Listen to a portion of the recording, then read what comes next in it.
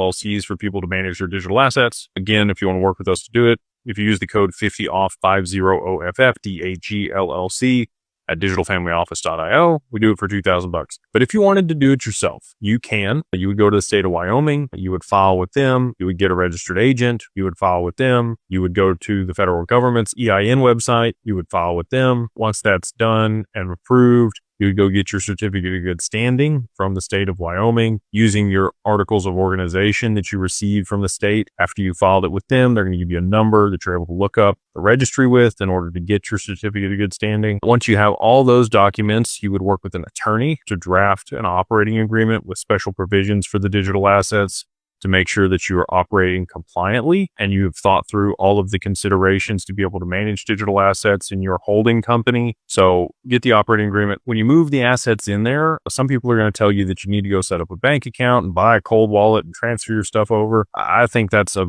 bunch of extra steps that you don't need to do. I would rather use the assets as the capital contribution to start the business.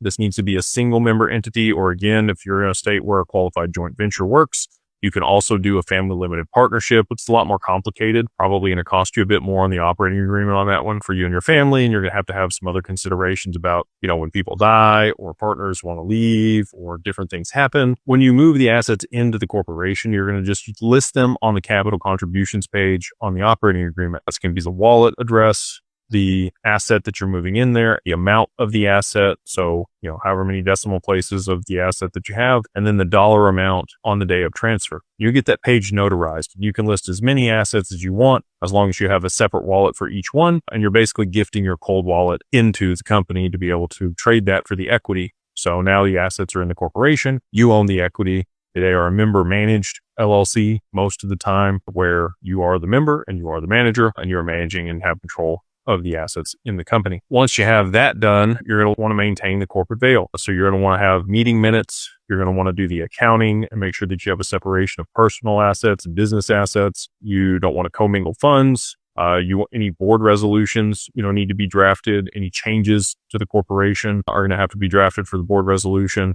If you need to make any changes, in how you're going to run the business, those would be amendments to the operating agreement. Hopefully that explains it to you end to end.